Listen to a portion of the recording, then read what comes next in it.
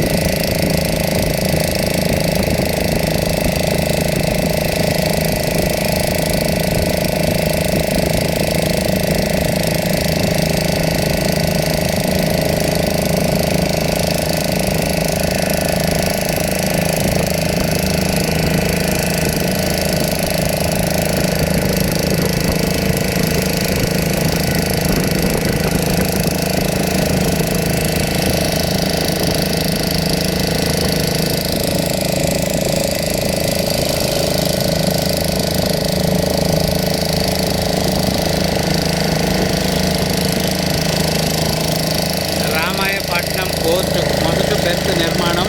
ఇక్కడే లంగర్ వేసేది షిప్పు.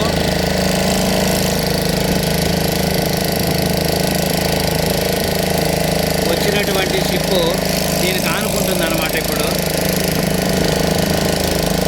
దీన్ని పెండర్స్ అంటారు.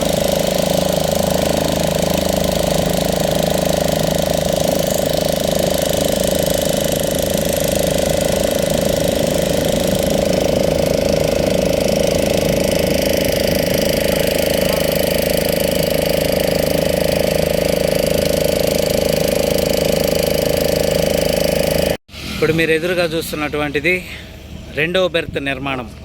రామాయపట్నం పోర్టు అది మొదటి బెర్త్ నిర్మాణం అనమాట. అది కంప్లీట్ అయిపోయింది. ఇప్పుడు మీకు కనిపించేటువంటిది రెండవ బెర్త్ నిర్మాణం స్టార్ట్ చేస్తున్నారు. స్టార్టింగ్ ఇలా ఉంటుందన్నమాట. ఇది సముద్రం లోపల అంటే డ్రెడ్జింగ్ చేసిన షిప్పుల ద్వారా ఈ మట్టిని అంతా లోపల నుంచి బయటికి తెచ్చి ఈ విధంగా మీరు చూడొచ్చు. ఈ బ్లాక్స్ అవతల ఉన్నటువంటి సాయిల్ మొత్తం కూడా సముద్రం లోపల నుంచి డ్రెడ్జింగ్ చేసిన షిప్పుల ద్వారా ప్రెజర్ పెట్టేసి ఇక్కడికి పైపుల ద్వారా ఇక్కడికి నెట్టడం జరిగిందనమాట. దాదాపుగా సముద్రం ఒడ్డు ఒక 300 మీటర్లు ఉంటుంది. 300 మీటర్ల లోపల పక్క అనమాట. ఇది సముద్రం లోపల పక్క మేము నిల్చొని ఉన్నదన్నమాట. ఇప్పుడు రామాయపట్నం పోర్టు రెండవ బెర్త్ నిర్మాణం. పెద్ద పెద్ద క్రేన్స్ ద్వారా ఇటువంటి బ్లాక్స్ నిర్మాణం ఇవన్నీ కూడా చూడవచ్చు. ఇప్పుడు మీరు ఆ క్రేన్ చూసినట్లయితే రెండవ బెర్త్కు సంబంధించి బెడ్స్ ఉన్నాయన్నమాట. పైన ఐరన్ ప్లేట్స్ అవి ఆ నిర్మాణం జరుగుతుంది భారీ క్రేన్ రూపంలో.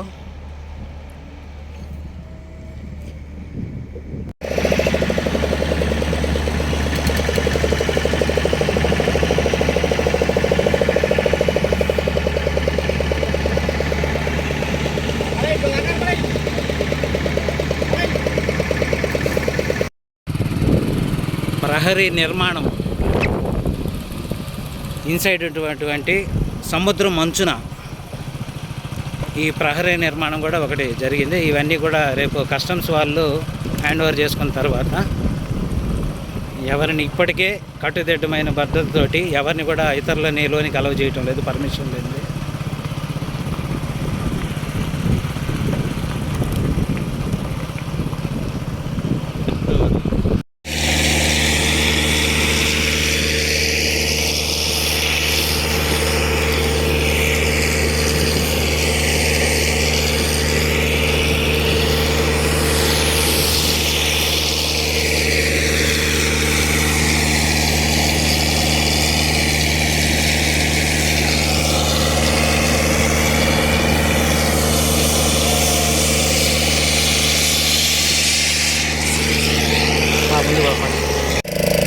రామాయపట్నం పోర్టు పనులు అంటే మీకు ఎదురుగా కనిపిస్తున్నటువంటి షిప్ డ్రెడ్జింగ్ జరుగుతుందన్నమాట.